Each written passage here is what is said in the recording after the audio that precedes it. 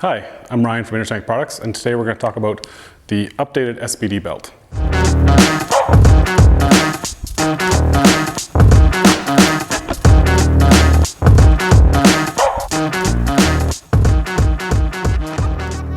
The SBD belt is newly updated in 2020. They made just a few slight changes to it, including the new logos for the company, as well as adding an embossed SBD powerlifting logo on the back leather. They also added a new color fast treatment to the inside suede, which helps to reduce any kind of bleeding through onto clothing. Beyond those minor updates, it retains the same great performance, quality, durability of the original SBD belt. The SBD belt comes in 13 millimeters. They go through a very long process of making these. They're completely made in Great Britain using hides only sourced from Great Britain. It's about a 5-month process to actually make one of these belts from start to finish. Best part about the SBD belt is the patented buckle. Unlike most powerlifting lever belts, which will require a screwdriver to adjust the sizing, the patented buckle on the SBD belt allows for a simple change of size without changing any of the screws. So it's as quick to adjust as a prong belt, but it's easy to get tight as a lever belt.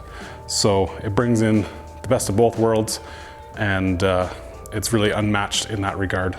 The SBD belt comes in a wide range of sizes, from extra small all the way up to 5 extra large, so it can fit almost virtually any athlete out there. The ranging on each belt provides for quite a bit of adjustability within one belt, so you have the ability to move up and down a little bit from your starting point, which is nice because you're able to easily move it a little looser for your warm-up sets, a little tighter for your heavy sets, or if you like to wear sweaters sometimes to get started, then take sweater off later. Easy, quick to adjust that way without, again, needing a screwdriver or anything like that to change your lever positions. Most SBD products, the belt is fully approved for the International Powerlifting Federation, so that trickles down into the Canadian Powerlifting Union here in Canada and your local affiliate for that. So fully approved for virtually any powerlifting competition. Also well loved by strongman competitors. Again, for them being able to easily loosen it when they will throw like a soft belt underneath, and then to tighten it up easier when they don't want to have that soft belt. So again, gives that easy flexibility without needing tools to adjust.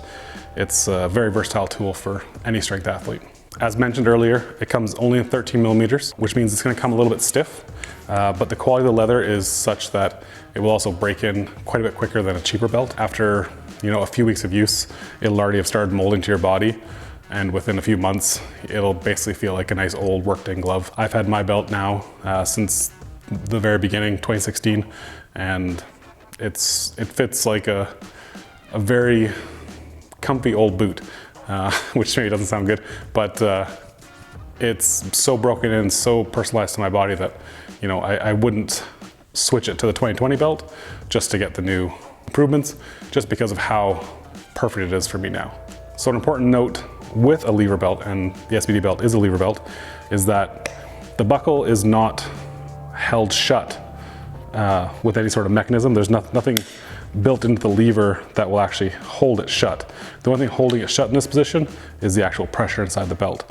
So if the pressure lets off, it'll open up.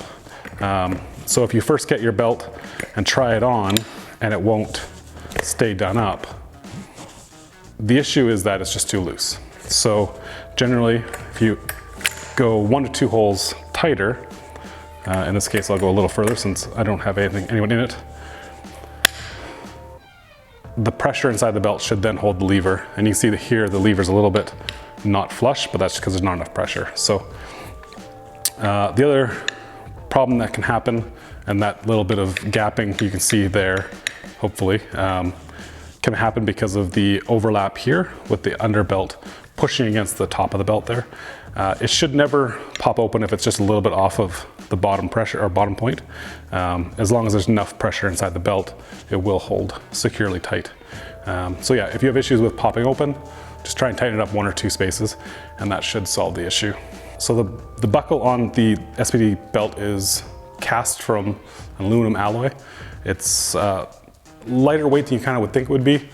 When I first saw these, I thought they'd be extremely heavy, but the actual mechanism isn't as heavy as you think it would be. It's well cast, extremely strong, and not made of a cheap, like a zinc alloy that some competitors are. So they're very strong, and they will last forever.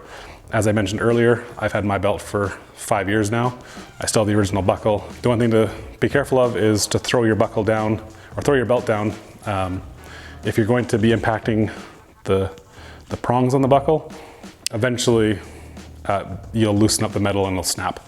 So if you are careful with your belt, it will surely last you years and years without any issues. So if you're curious about what size you should get, we have done another video on that, and I think we can put a link in up here, I think, or up there, one of the sides, and we'll also put down the description below the link to how to properly size yourself to pick the right size of SBD belt. So if your size happens to be out of stock on the website, sign up for a back in stock notification. We do generally restock the common sizes fairly frequently, so it shouldn't be more than a couple weeks, hopefully, to get your back in stock notification. All right, thanks for watching. If you have any questions, leave them in the comments below. If you found this video helpful, subscribe to us, like the video, all that sort of stuff, and we'll see you in the next one.